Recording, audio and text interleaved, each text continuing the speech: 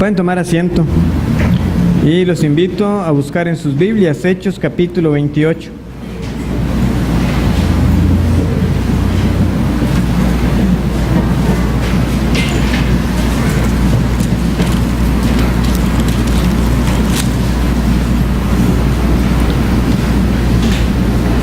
Hechos capítulo 28. Y nuestro texto para hoy será de los versículos del 21 al 29, pero vamos a leer a partir del versículo 20. Dice así: Así que por esta causa os he llamado, para veros y hablaros, porque por la esperanza de Israel estoy sujeto con esta cadena. Entonces ellos le dijeron: Nosotros ni hemos recibido de Judea cartas acerca de ti, ni ha venido alguno de los hermanos que haya denunciado o hablado algún mal de ti. Pero querríamos oír de ti lo que piensas, porque de esta secta nos es notorio que en todas partes se habla contra ella. Y habiéndoles señalado un día, vinieron a él muchos a la posada, a los cuales les declaraba y les testificaba el reino de Dios desde la mañana hasta la tarde, persuadiéndoles acerca de Jesús, tanto por la ley de Moisés como por los profetas. Y algunos asentían a lo que se decía, pero otros no creían. Y como no estuviesen de acuerdo entre sí, al retirarse les dijo Pablo esta palabra: Bien habló el Espíritu Santo por medio del profeta Isaías a nuestros padres, diciendo: Ve a este pueblo y diles: de oído oiréis y no entenderéis, y viendo veréis y no percibiréis, porque el corazón de este pueblo se ha engrosado, y con los oídos oyeron pesadamente, y sus ojos han cerrado, para que no vean con los ojos y oigan con los oídos, y entiendan de corazón y se conviertan, y yo los sane. Sabed pues que a los gentiles es enviada esta salvación de Dios, y ellos oirán. Y cuando hubo dicho esto, los judíos se fueron, teniendo gran discusión entre sí. Este es nuestro penúltimo sermón de la serie en Hechos. Y al llegar a este último capítulo, nosotros hemos visto cómo Pablo, el apóstol a los gentiles, finalmente ha llegado a Roma. Ese era su deseo. Él deseaba estar en Roma. Y el Señor confirmó que esa era también su voluntad, y por lo tanto que Él iba a estar ahí, para que Pablo se pudiera reunir con la iglesia que se había establecido en Roma. Cuando ya finalmente se determinó que Pablo viajara, vimos cómo ese naufragio que es narrado en el capítulo 27 se presenta como un obstáculo que parecía poner fin a las aspiraciones de poder llegar a Roma. No obstante, el Señor salvó a Pablo y a toda la embarcación, de manera que ellos arribaron a la isla de Malta, y en la isla de Malta Pablo tuvo lo necesario para el viaje. El Señor le proveyó lo que necesitaba, no solamente materialmente, con todo lo que le dieron, y un barco y un viaje además exitoso, sino que espiritualmente Pablo necesitaba ser fortalecido, y el Señor lo fortaleció. Y eso lo hizo por medio de los hermanos, primero los de Puteoli, que le hospedaron por una semana, y finalmente los hermanos en Roma, que como vimos, caminaron como mínimo más de 50 kilómetros para poder recibir a este hermano. Y como leemos, o habíamos leído, al verlos, Pablo fue alentado, se fortaleció, dio gracias a Dios. Así, con nuevas fuerzas, él ahora se dispone a cumplir su labor. Y lo que sucede en Roma no nos debe sorprender, porque mantiene ese patrón que tantas veces se dio en las visitas que Pablo tuvo en otros tantos lugares. Es decir, él primeramente llega a los judíos. Después de que él expone las Escrituras, hay una respuesta de parte de ellos, luego de lo cual Pablo entonces se dedica a su labor entre los gentiles. Lo mismo entonces ocurrió en Roma. Pablo no cambió su forma de proceder, porque al final de cuentas no se trata de estrategias humanas, no se trata de hacer adecuaciones para lograr una mayor aceptación entre aquellos que nos han rechazado. Pablo y todo creyente han sido llamados para ser testigos fieles. Y nosotros usamos los medios que el Señor nos ha dado de la manera que Él nos indica, y los resultados serán los que Él, en su buena voluntad, quiera que se den. Nuestra parte es predicar al Cristo resucitado. Y Pablo, eso fue lo que hizo también en Roma. Él no dijo, qué raro, después de tantos momentos incómodos con los judíos en tantas otras partes, mejor pruebo algunos cambios para ver quizás me vaya mejor con ellos. No, él llegó y una vez más abrió las Escrituras y una vez más va a mostrarles cómo éstas anunciaban a Cristo y que este era Jesús, el de Nazaret, que había muerto y resucitado. Y la respuesta, como les digo, no está en nosotros, es del Señor. A nosotros nos corresponde ser fieles. Y así como leemos acá que Pablo les testificaba fielmente, nosotros también tenemos que hacerlo, para llevar a cabo entonces esa misión juntos como iglesia, para ser testigos hasta lo último de la tierra. Si han de creer o rechazar, una vez más, no depende de nosotros. Por lo tanto, hoy veremos cómo nosotros testificamos usando las Escrituras, cómo nosotros exponemos el tema central de estas, cómo las exponemos en todo tiempo y finalmente cómo las Escrituras mismas anuncian que habrá algunos que no creerán y que otros sí les será dado el oír. En primer lugar, veamos entonces cómo nosotros testificamos usando las Escrituras. Versículo 23. Y habiéndoles señalado un día, vinieron a él muchos a la posada, a los cuales les declaraba y les testificaba el reino de Dios desde la mañana hasta la tarde, persuadiéndoles acerca de Jesús, tanto por la ley de Moisés como por los profetas. Pablo entonces les fijó un día y se reunió con muchos judíos, nos dice el pasaje. No sabemos cuántos, pero fueron muchos. El hecho de que fuera una gran cantidad sí nos indica a nosotros que esa posada donde estaba Pablo sí era bastante amplia, ¿verdad? Para recibir a un buen número de personas, era un lugar amplio. También nos hace ver cuánto favor tenía Pablo de parte del Imperio Romano para que un preso pudiera recibir en esa posada tantas personas y que no se sospechara de él de que, bueno, ¿cómo vamos a dejar que venga tantas personas a ver a un solo hombre? No había ninguna sospecha de que él tuviera algún plan para escapar o algo por el estilo.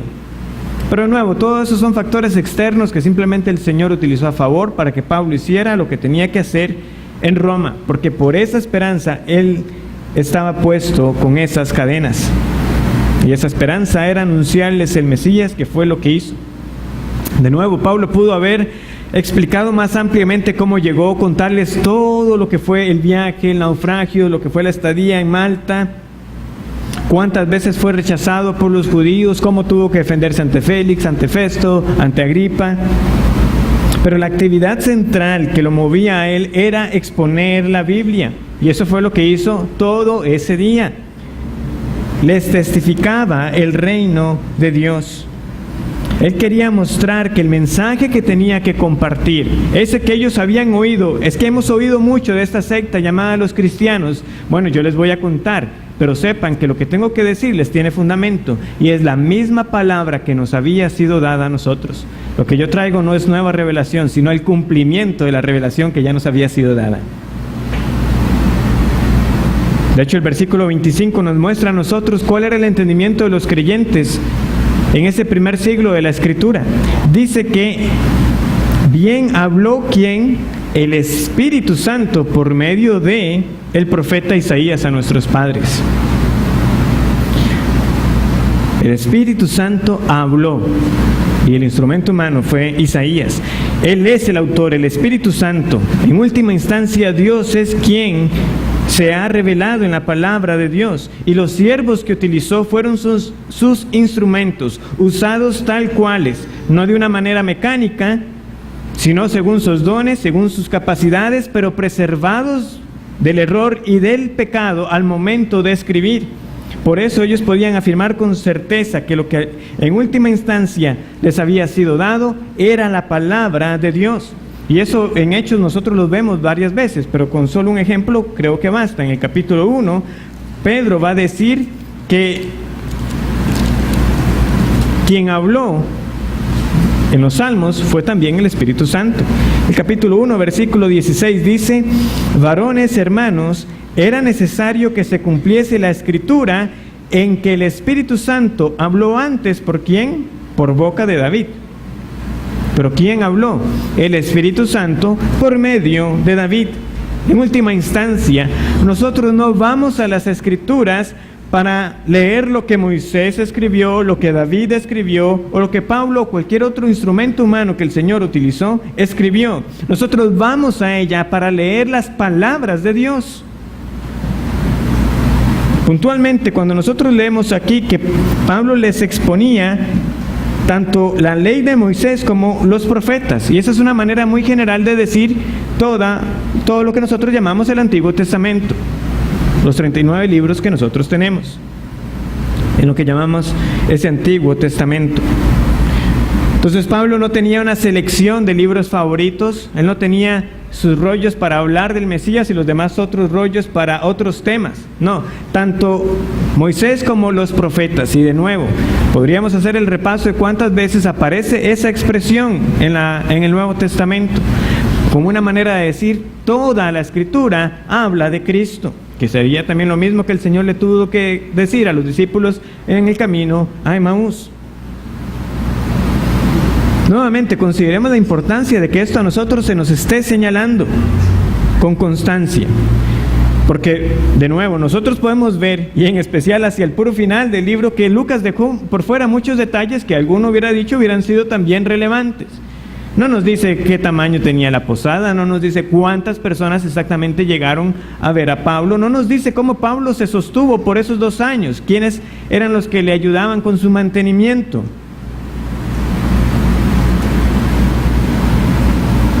Y sin embargo nos vuelve a decir una vez más que lo que Pablo decía, lo decía porque estaba escrito en la ley de Moisés y en los profetas. Eso no lo podía dejar de mencionar, porque ese era el fundamento de lo que se predicaba. Yo sé que lo he escrito varias veces, diría uno humanamente, pero Lucas dice, una vez más hay que escribirlo. Las Escrituras eran expuestas. Y veamos que ese es el término que se utiliza. Aunque nosotros leemos en Reina Valera, les declaraba, podemos entender esa palabra también como les explicaba. No era solamente que Pablo abría un rollo y les leía unos cuantos versículos, no, era una explicación detallada de lo que ahí estaba. Ese término particular, el que se utiliza en ese versículo 23, no es sorpresa que solamente se use de esa manera en Hechos en 4 ocasiones. Y tiene esa idea de que usted expone tanto algo que queda vulnerable, como por ejemplo dejar a un niño a la intemperie. Si ustedes van a Hechos capítulo 7, fue la manera en que Esteban lo dijo respecto a Moisés. En Hechos capítulo 7, versículo 21, leemos lo siguiente.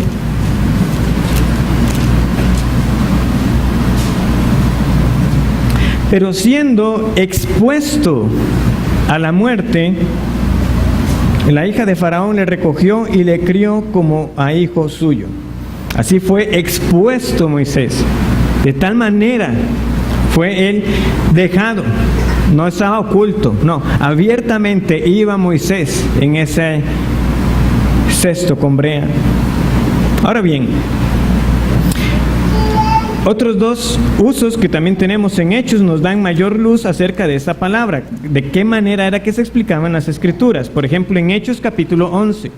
En Hechos 11, versículo 4, leemos así. Entonces comenzó Pedro a contarles por orden lo sucedido. Contar por orden lo sucedido, ahí tenemos el uso también, diciendo, etcétera, y empieza a contar cómo fue que la salvación llegó a la casa de Cornelio y los que estaban con él. También en el capítulo 18, más adelante, nosotros vemos que hay un hombre llamado Apolos, que era un hombre poderoso en palabra, que hablaba con denuedo. Pero sucedió lo siguiente, Hechos 18, versículo 26. Y comenzó a hablar con denuedo en la sinagoga, pero cuando le oyeron Priscila y Aquila, le tomaron aparte, y aquí viene la palabra, y le expusieron más exactamente le expusieron más exactamente el camino de Dios. Entonces, si vemos en conjunto todas estas ocasiones en que la palabra aparece, podemos nosotros tener un buen cuadro de lo que Pablo hacía cada vez que hablaba con los judíos, y en particular lo que hizo esa mañana y esa tarde con los judíos en Roma. Él les abrió las Escrituras sin ninguna restricción, todas ellas las expuso, hizo uso de todo el Antiguo Testamento, e iba paso a paso, detalladamente mostrando cuál era su interpretación. De esa manera Pablo exponía las Escrituras. Y de ese hecho de que Pablo expusiera tan minuciosamente, se derivan los dos siguientes puntos. ¿Cuál era el tema central que Pablo exponía y cómo ese tema central ocupaba su tiempo? ¿Cuál era el tema central? Bueno, el pasaje lo dice con claridad. Él les declaraba y les testificaba el reino de Dios. Él les declaraba y les testificaba el reino de Dios. Y más adelante dice, persuadiéndoles acerca de Jesús.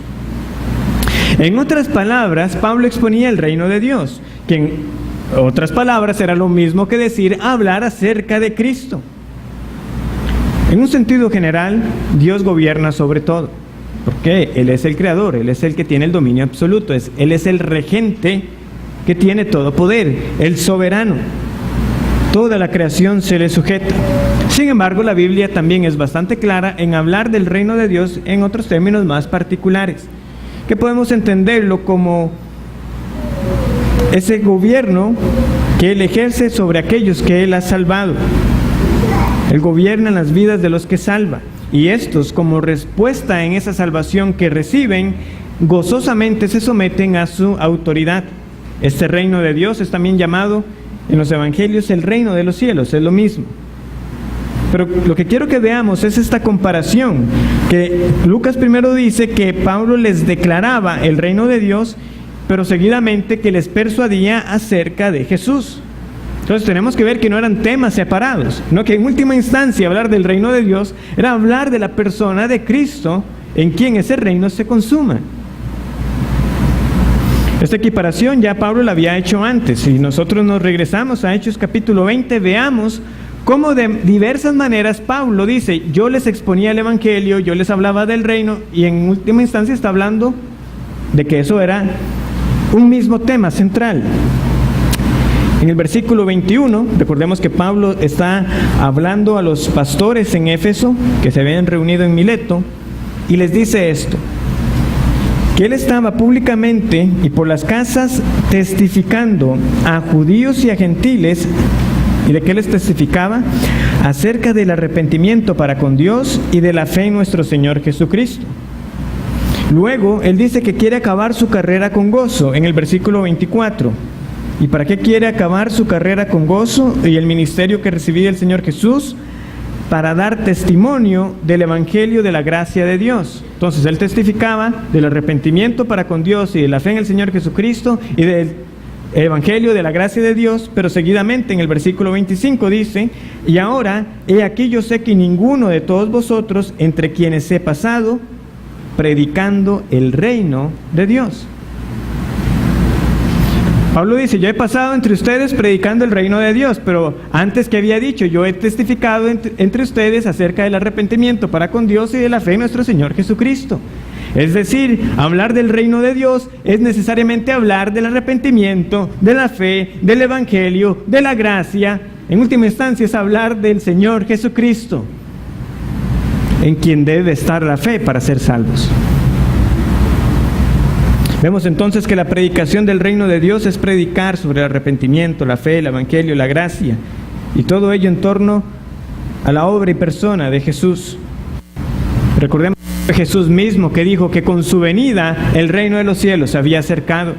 Fue él mismo que en las parábolas ilustró verdades acerca del reino de los cielos. Él mismo nos enseñó a orar que venga tu reino.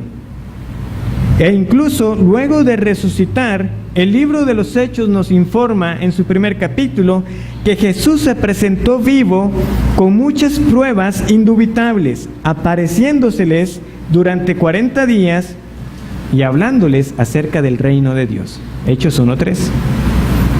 Jesús mismo lo anunciaba. Hay un concepto o un área, por decirlo así, de la teología, que se habla de la teología bíblica, es decir, cuál es la unidad de la palabra de Dios. Nosotros sabemos que ella desarrolla un único tema, pero ¿cómo podemos expresar ese mensaje principal en un solo enunciado? Ha sido la tarea de muchos hombres del Señor y quienes han propuesto pues diversas tesis para decir, así podemos nosotros expresar el tema central de la Escritura. En años recientes, quizás para algunos han leído o han estado cercanos a ese autor, Graham Goldsworthy, que en el panorama divino, el gran panorama divino, dice que el reino de Dios es el pueblo de Dios en el lugar de Dios, bajo el gobierno de Dios. También hay otro autor que recientemente había estado leyendo, James Hamilton, quien lo expresa así en el libro que también lleva esta misma frase. El tema de la Biblia es la gloria de Dios en la salvación a través del juicio. Y podemos continuar, o sea, el punto es cómo podemos nosotros expresar lo que la Biblia en sí desarrolla.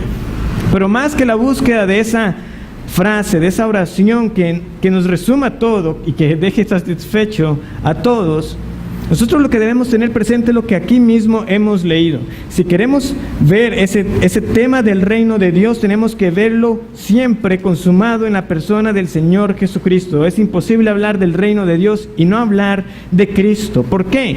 Porque quien quiera conocer a Dios tiene que conocer al Hijo. Quien quiera entrar en el reino de los cielos tiene que hacerlo por medio de Jesús, porque es por Él que nosotros somos trasladados de las tinieblas a la luz. Es por Él que nosotros somos salvos de los pecados que merecían la condenación eterna. Es por Jesucristo que nosotros somos reconciliados con el Dios Santo, pues Él mismo, Jesús, se encarnó y se sujetó a las debilidades de la naturaleza humana, pero sin pecado, para llevar nuestros pecados y llevarnos Él a Dios. Y así satisfizo la ira de Dios que merecían precisamente nuestros pecados. Es por el Cordero sin mancha que nuestras manchas son perdonadas.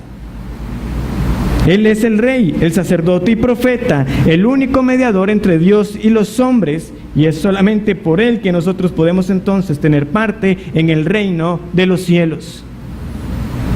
Hermanos, poco valor tiene que nosotros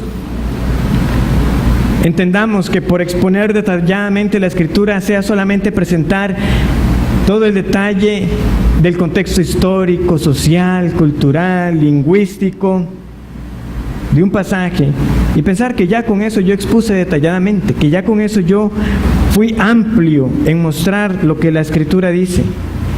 No, todo eso son solamente auxiliares para que nosotros podamos presentar realmente cuál es el tema central de la palabra del Señor Jesucristo, y para que nosotros podamos apreciar entonces con mayor claridad la obra que Él vino a hacer.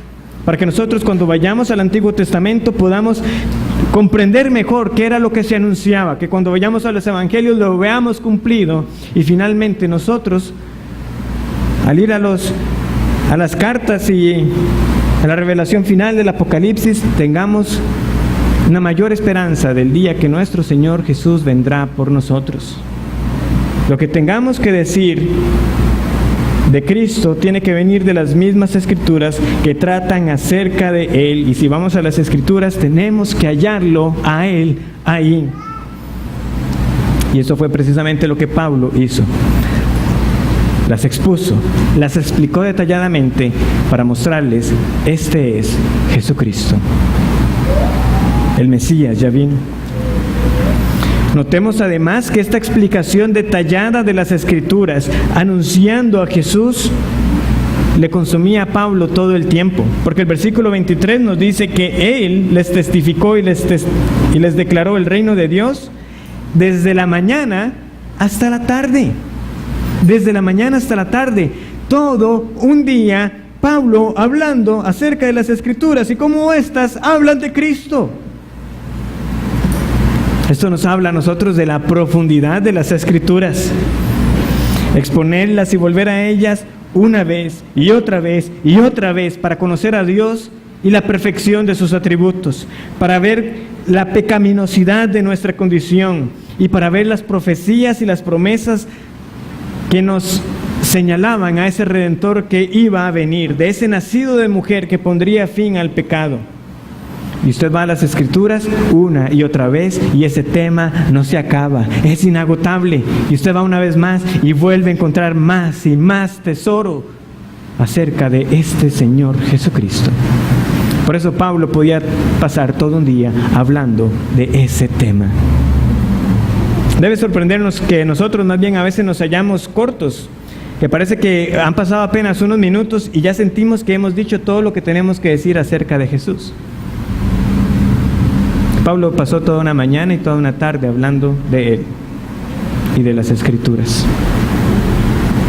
Ciertamente el corazón de las buenas nuevas se puede expresar en unas pocas palabras, como el mismo apóstol Pablo lo hizo.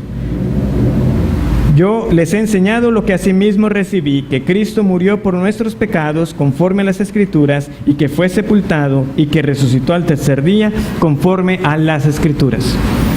1 Corintios 15:3.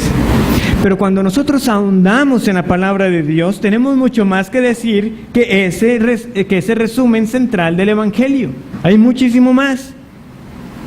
Sin negar que Pablo era un hombre dotado, ¿verdad? Como cuando vimos en ese discurso frente a Festo y Agripa, ¿verdad? Que reconocieron en Pablo un hombre instruido, un hombre de letras. Aquí Lucas no está haciendo mención de que fue la habilidad de Pablo para mantener a una audiencia atenta toda una mañana y toda una tarde. Qué hábil era Pablo para poder mantener a las personas atentas durante tantas horas. Ese no es el punto. El punto es que Pablo pudo mantener la atención de sus oyentes por el simple hecho de que él seguía y seguía mostrando la palabra de Dios, y aquí está Cristo, y aquí está Cristo, y aquí está Cristo, y ellos viendo y viendo, y es así. Es cierto que hubo algo de interacción, como los versículos 24 y 25 nos dejan ver que algunos asentían a lo que se decía y que otros no creían y que no estaban de acuerdo. Pero la escena aquí descrita no es tanto de un coloquio, de una tarde de café hablando acerca de ciertos temas, de cómo podemos llegar a un acuerdo. ¿Qué es lo que ustedes creen? ¿Qué es lo que no les parece acerca del cristianismo? ¿Cómo podemos llegar a un punto neutral para que ahora estrechemos las manos y andemos juntos? No fue ese tipo de conversación la que se dio, no fue ese el propósito por el cual se reunieron, sino para él dar una exposición amplia todo ese día a favor del cristianismo. Es cierto que una oportunidad como esta de tener todo un día es escasa. ¿Quiénes de nosotros podrían tener tal oportunidad de tener todo un grupo de personas que digan queremos oír acerca del cristianismo y tenemos todo este día y usted también tenga todo ese día para hacerlo? Pero de nuevo, ese no es el énfasis, esa no es la intención de lo que nosotros tenemos que deducir de este pasaje. Sino que nosotros a menudo nos hallamos repitiéndonos por esa sensación de que se agotó lo que teníamos que decir, por el simple hecho de que no conocemos las Escrituras. Pablo exhortó a Timoteo a predicar la palabra y a que insistiera a tiempo y fuera de tiempo. Hermanos, nosotros tenemos un mensaje de suprema importancia que anunciar, por lo cual no debemos dejar pasar las ocasiones que tengamos. No hay feriados para los testigos de Cristo. Estamos atentos todo el tiempo para redimir las ocasiones que se nos presentan. Y sepamos bien esto, que al conocer más la palabra, nunca nos quedaremos cortos en qué decir, porque hay más que suficiente en las Escrituras. Pablo contaba con el Antiguo Testamento. Nosotros tenemos ambos testamentos para anunciar a nuestro Señor. A partir del versículo 24, nosotros entonces empezamos a ver esas primeras reacciones ante esa presentación detallada de las Escrituras. Y algunos asentían a lo que se decía, pero otros no creían. Y como no estuviesen de acuerdo entre sí, al retirarse, les dijo Pablo esta palabra. Y ya luego veremos lo que les dijo. Pablo tenía un objetivo muy claro y era persuadirlos. Era persuadirlos, ¿verdad? Como vimos en el versículo 23. Era persuadirlos acerca de Jesús. Ya nosotros vimos acerca de ese término cuando Pablo habló ante Agripa y ante Festo. Él buscaba convencerlo. Agripa mismo, este rey, tuvo claro: Pablo, usted lo que está buscando es persuadirme, y casi me logra persuadir para que me hiciera cristiano. Traigo de nuevo la cita del autor Mike Stiles para nosotros entender lo que queremos dar a entender por persuadir. ¿Cómo es que bíblicamente nosotros podemos persuadir a otros, buscar convencerlos acerca del mensaje que anunciamos? En la evangelización, no todos los objetivos son válidos. Nuestra meta es muy específica: persuadir a las personas para que se conviertan, para que lleguen a ser seguidoras de Cristo. Pablo dice que persuadimos a otros para que sigan a Jesús. Desde el punto de vista del autor, la palabra persuadir es útil porque nos protege del error. Nosotros persuadimos, pero no manipulamos. Persuadimos, pero no somos los que causamos el arrepentimiento o la conversión. Yo busco utilizar cada recurso disponible a través de la palabra de Dios para mostrar que Jesucristo es el único Redentor, no manipulando, pero sí buscando convencer, sabiendo enteramente que en el fondo yo no tengo ningún poder para cambiar la vida de esa persona a la que le estoy hablando. Pero es lo que queremos lograr y tenemos que hacerlo de esa manera. Yo quiero ganarlo para el Señor. Pero la misma palabra nos recuerda que el resultado no está en nosotros. Aquí vemos que algunos sí asentían a lo que se decía. Y para ser francos, ¿verdad? No dice explícitamente que creyeran, pero estaban de acuerdo. Y otros de plano rechazaron, no creyeron en lo que se estaba diciendo. Y esa es la gran mayoría. Y se provoca un debate interno. No, sí, pero lo que Pablo está diciendo tiene razón, porque todas estas escrituras que él ha mostrado realmente se han cumplido en este hombre Jesús de Nazaret. No, eso no puede ser. El Mesías no puede ser él. Nosotros vimos que no era, por eso lo entregamos, etc. Entonces Pablo cita ahora el Antiguo Testamento, como vimos, lo que el Espíritu Santo habló por medio de Isaías, porque lo que estaba ocurriendo ahí, en ese debate,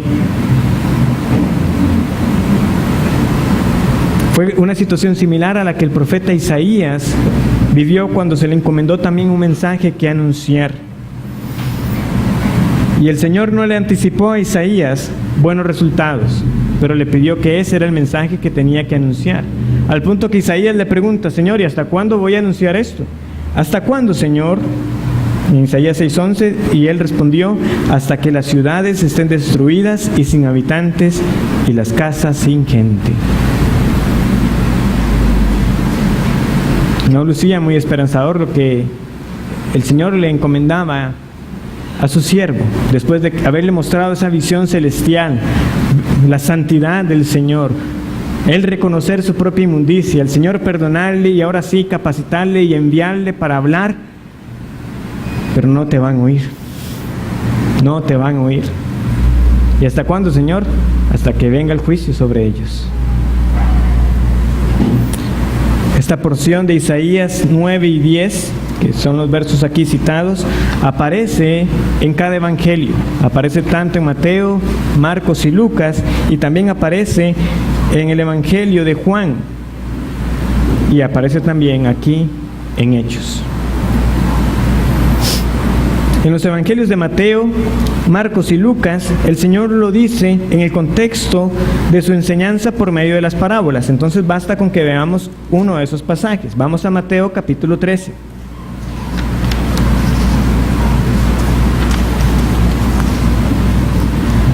Mateo capítulo 13, versículos 10 al 17.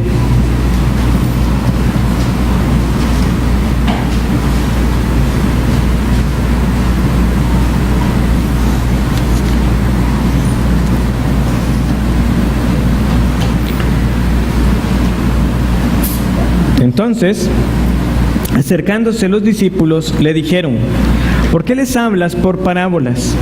Él respondiendo les dijo: porque a vosotros os es dado saber los misterios del reino de los cielos, mas a ellos no les es dado. Porque a cualquiera que tiene, se le dará, y tendrá más. Pero al que no tiene, aún lo que tiene le será quitado. Por eso les hablo por parábolas, porque viendo no ven, y oyendo no oyen, ni entienden.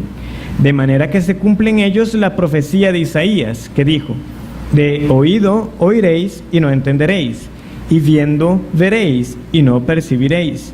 Porque el corazón de este pueblo se ha engrosado, y con los oídos oyen pesadamente, y han cerrado sus ojos, para que no vean con los ojos, y oigan con los oídos, y con el corazón entiendan, y se conviertan, y yo los sane.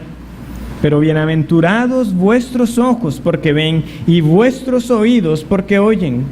Porque de cierto os digo que muchos profetas y justos desearon ver lo que veis, y no lo vieron, y oír lo que oís, y no lo oyeron. En el caso del Evangelio de Juan, aparece en el contexto de la incredulidad, de que a pesar de haber visto muchas señales del Señor, no creyeron. Vamos a Juan capítulo 12.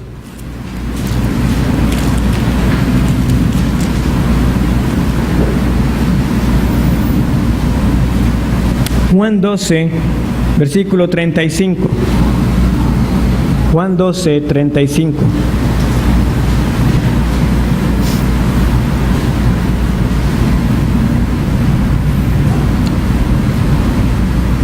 Entonces Jesús les dijo: aún por un poco está la luz entre vosotros, andad entre tanto que tenéis luz, para que no os sorprendan las tinieblas, porque el que anda en tinieblas no sabe a dónde va.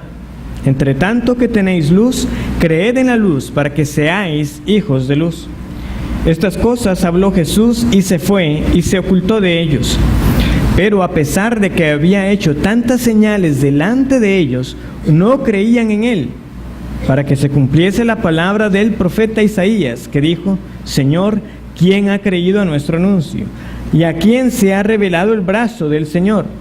Por esto no podían creer, porque también dijo Isaías: cegó los ojos de ellos y endureció su corazón, para que no vean con los ojos y entiendan con el corazón y se conviertan y yo los sane. Isaías dijo esto cuando vio su gloria y habló acerca de él. Con todo eso, aún de los gobernantes muchos creyeron en él, pero a causa de los fariseos no lo confesaban, para no ser expulsados de la sinagoga, porque amaban más la gloria de los hombres que la gloria de Dios. Y aquí en Hechos lo hemos visto, ¿verdad?, en este contexto de ese testimonio final que tenemos de Pablo para con los judíos.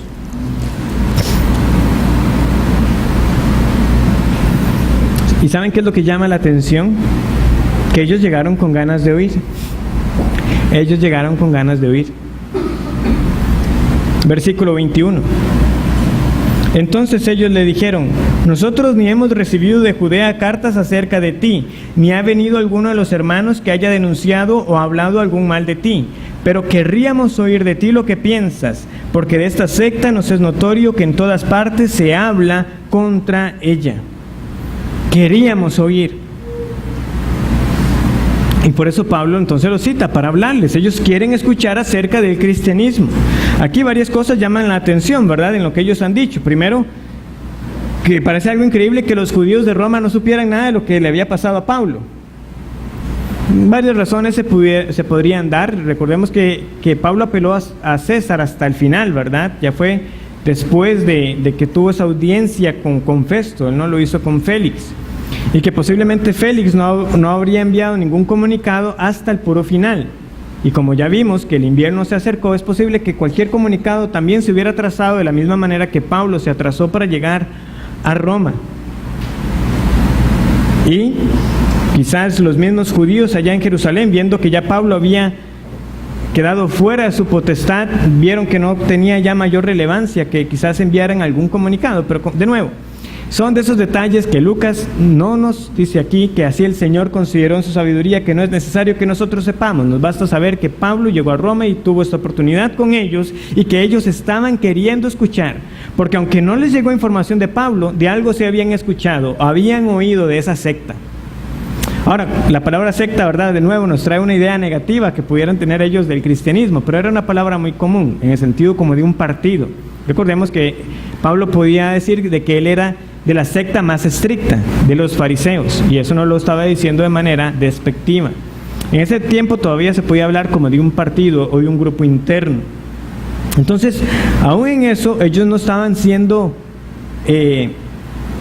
no estaban menospreciando lo que Pablo tenía que decir. Sí, cuéntenos de ese cristianismo, a ver de qué se trata. No, queremos oír, porque nos ha llegado informes.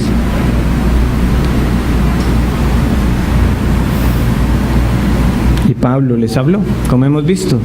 Desde la mañana hasta la tarde les abrió las Escrituras, y sin embargo, lo que al final se da es un debate, algunos asintiendo y otros no. Y el versículo 29 que, de nuevo, algunos quizás lo ven como un comentario que aparece en manuscritos anteriores, igualmente simplemente nos repite la idea del versículo 25, de que había un debate entre ellos, de que se fueron conversando qué fue lo que ocurrió. Pero eso no era la respuesta que Pablo esperaba. Él no esperaba una discusión, él no esperaba de que yo les estoy diciendo estas cosas para que ustedes se pongan a discutir entre ustedes si tengo o no la razón. Mi anhelo es que ustedes vean que este es realmente el Mesías, en quien se cumple todas estas escrituras que les he mostrado. Pero Pablo mismo sabía que habían algunos que no creían. ¿Y por qué? Porque por el simple hecho de que no les había sido dado, de que muchos de su nación tenían aún ese velo que les impedía ver, que estaban con el entendimiento embotado, que no les dejaba ver a Cristo. Pero como Pablo mismo escribió más bien en la carta a los romanos, no era que la palabra de Dios hubiera fallado, porque los verdaderos hijos de la promesa son aquellos que por la fe creen en Cristo. Lo son por la fe. Esos son los verdaderos hijos de Abraham. Y como es por fe, no hace distinción de nacionalidad. Por eso, al ver los que se están yendo con ese debate, Pablo entonces les cita a Isaías para una vez más celarlos con respecto a lo que va a ocurrir en medio de los gentiles. Sepan ustedes en el versículo 28 que los gentiles sí van a oír, pero ustedes no. Ustedes tienen ahorita el corazón endurecido. Ustedes ahorita están cerrando sus ojos. No hay peor ciego que el que no quiere ver. Ustedes están cerrando sus oídos. No hay peor sordo que el que no quiere oír. Y les estoy diciendo, esto es lo que la palabra del Señor dice. Con todo, en la misericordia del Señor, algunos creyeron, algunos asintieron, algunos sí fueron movidos a ese celo con el que el Señor mismo dijo: yo los voy a celar con un pueblo ajeno, que somos nosotros los gentiles. Pero cuando el versículo 28 dice que a los gentiles sería enviada esta salvación y que ellos oirían, lo que tenemos que entender es que tampoco todos los gentiles oyeron y creyeron. Eso no es tampoco lo que Pablo está afirmando. Pero lo que está diciendo es: sepan que yo ya he acabado con ustedes. Ahora voy a los gentiles y de ellos algunos oirán. ¿Por qué? Porque los gentiles claramente no somos mejores ni mejores que los judíos. Nosotros, al igual que la nación de Israel, también éramos insignificantes. Nosotros, al igual que ellos, no éramos merecedores de que Dios nos amara, sino que simplemente nos amó porque quiso amar. Y nos escogió porque quiso hacerlo en su buena voluntad. Pero ¿por qué solo unos pocos judíos creyeron? ¿Y por qué solo algunos gentiles creen? ¿Y por qué muchos judíos rechazaron? ¿Y por qué muchos gentiles no creyeron? Bueno, por lo mismo que hemos leído en el contexto de las palabras del Señor Jesucristo, porque a ellos no les había sido dado conocer los misterios del reino de Dios. Pero a ustedes, a algunos, a los que creen, sí les ha sido dado. Ellos podrían escuchar e incluso irse a la casa con la idea de que habían entendido cuando el Señor hablaba por parábolas. Sí, qué buena parábola la que el Señor hoy nos compartió. Tenemos que escoger un buen terreno en el cual sembrar. Sabemos nosotros que ese no era el sentido de la parábola. Pero oyendo, no oyeron. Y se podían ir con cualquier otra idea. Era necesario tener la revelación del Señor, que Él revelara cuál era el verdadero sentido espiritual de las parábolas que Él exponía para entender las verdades acerca del reino de Dios. Nuestra naturaleza se revela ante la verdad de Dios, y oyendo no oímos, viendo no vemos. Se puede leer y no leer. Y en consecuencia no entendemos. Nuestro corazón está engrosado, es decir, insensible a la verdad de Dios. Por eso es que con mayor gratitud y gozo el creyente debe alabar a Dios, porque fue lo que dijo el Señor Jesucristo: bienaventurados ustedes, gozosos, felices, tenidos por personas sumamente beneficiadas. ¿Por qué? Porque vuestros ojos ven y vuestros oídos oyen. Porque no a todos les ha sido dado conocer los misterios del reino de Dios. No a todos les ha sido dado conocer que al escuchar del reino de Dios tienen que escuchar entonces acerca de Jesucristo, el único Redentor. Hermanos, si no nos hubiera sido dado, nosotros estaríamos igual que estos hombres, simplemente debatiendo acerca de pasajes de la Escritura sin realmente entender qué es lo que éstas enseñan. Estaríamos vagando en nuestras interpretaciones, en nuestras conclusiones. ¿Qué es lo que dice la Biblia? Y sin verdad y sin saber en verdad lo que éstas dicen. Por eso yo deseo concluir instando que aquellos que decimos creer en el Señor seamos entonces agradecidos al Señor por su salvación. Porque mientras tanto muchos siguen ciegos, de tal manera que viendo no ven, y siguen sordos de tal manera que oyendo no oyen, que a mí me fuera dada tal gracia, yo tengo simplemente que alabar al Señor, tengo que darle gracias, tengo que servirle con un temor reverente y con una alegría por saber de que yo, que no merecía nada, se me dio que yo entendiera que la Biblia habla acerca de Cristo y que en Él hay salvación, y creyera.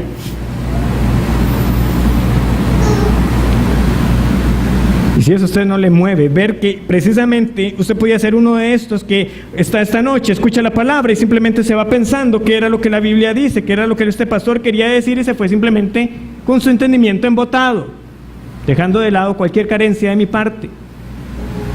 Y no irse con lo que es central y claro que aquí se ha dicho: crea en Jesús y será salvo. Es de Jesús que hablan las Escrituras.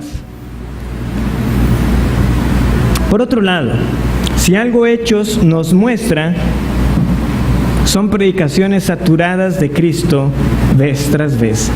Y todas ellas tienen como base el Antiguo Testamento. En un plan regular que muchos se proponen para leer la Biblia en un año, ustedes saben que pasan de 9 a 10 meses al año en el Antiguo Testamento.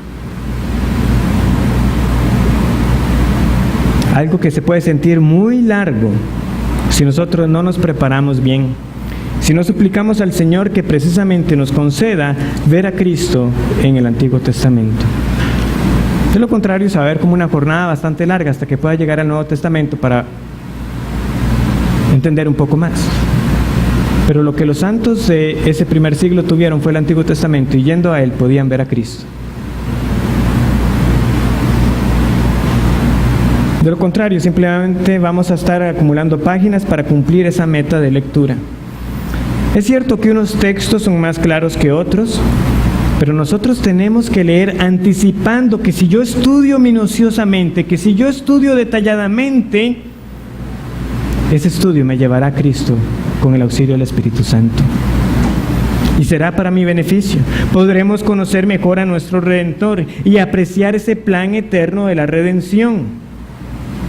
Nosotros necesitamos que Cristo nos bendiga como lo hizo con aquellos discípulos en el camino a Emaús, de tal manera que nos abra el entendimiento y a ir a las páginas nosotros digamos: y no arde nuestro corazón porque ahí está Cristo. En esas páginas no ardía nuestro corazón cuando Él nos decía estas cosas. Pero además, aparte de ese mayor aprovechamiento del Antiguo Testamento, nos ayudará para que nosotros podamos exponer a Cristo a otros. ¿Por qué?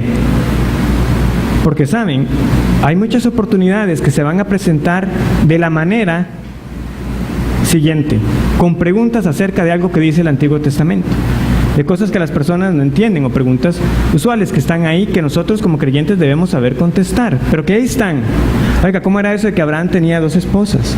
¿Cómo era eso de que el Señor envió este juicio sobre las naciones y envió a aniquilar a todos, tanto mujeres y niños? ¿Cómo fue que el Señor le ordenó a tal profeta que anduviera de tal manera por tanto tiempo? ¿Por qué? Porque la mente humana a veces se va por esos detalles. Pero si nosotros le rogamos al Señor que podamos nosotros aprovechar cada vez mejor su palabra, toda ella, y en especial el Antiguo Testamento, nosotros tendremos más que simples respuestas que poder dar para esas situaciones comunes como parte de esa defensa para la cual tenemos que estar preparados. Tendremos herramientas para nosotros responderle a las personas para llevarlas a Cristo. ¿Sabe? Lo que usted me ha preguntado tiene razón, pero ¿sabe que hay algo más detrás de ese sistema de sacrificios? ¿Sabe que hay algo más detrás de aquel juicio que el Señor envió sobre aquellas naciones impenitentes? Está la necesidad del arrepentimiento. Está la necesidad de creer en uno que en efecto sí podía poner fin al pecado, el Señor Jesucristo.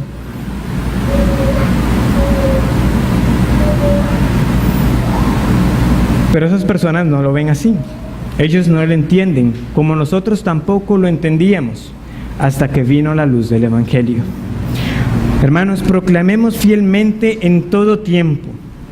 Proclamemos a Cristo, y para eso nosotros necesitamos conocer mejor las Escrituras, para que con el auxilio del Espíritu Santo nos sea dada, que nos ha sido dado a nosotros, llevemos bien esta labor para anunciar la salvación al pecador, de que Dios en su misericordia utilizará esa exposición y utilizará el Evangelio como siempre lo ha hecho para traer la salvación a las almas.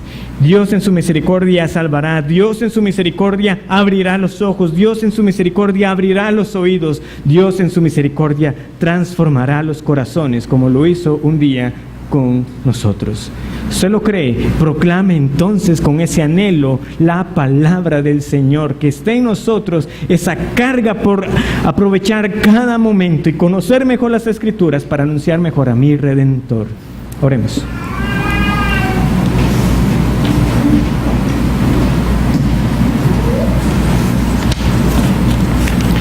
Señor, te doy gracias por tu palabra, que nos recuerda tu misericordia para con nosotros, porque podíamos haber sido dejados en nuestra ceguera, en nuestra sordera, en nuestra falta de entendimiento, pero un día te plació revelarnos a Jesucristo. Permítenos, Señor, ser esos testigos fieles que cada vez hacen mejor uso de toda la palabra que tú nos has dado para nuestro provecho, pero para anunciar a otros acerca de esta salvación que hay en Cristo Jesús. Sabemos que estamos anunciando a personas que, como nosotros, estuvimos en un tiempo, están ciegas, sordas, muertas en delitos y pecados, pero poderoso es el Evangelio. Y poderosa la obra del Espíritu Santo que da vida a los muertos. Auxílianos, Señor, para que esta iglesia entonces siga creciendo, siga fortaleciéndose y creciendo en el conocimiento del Señor Jesús, para anunciar a otros la salvación que solamente en Él hay. Y es en el nombre de este Redentor que nosotros oramos.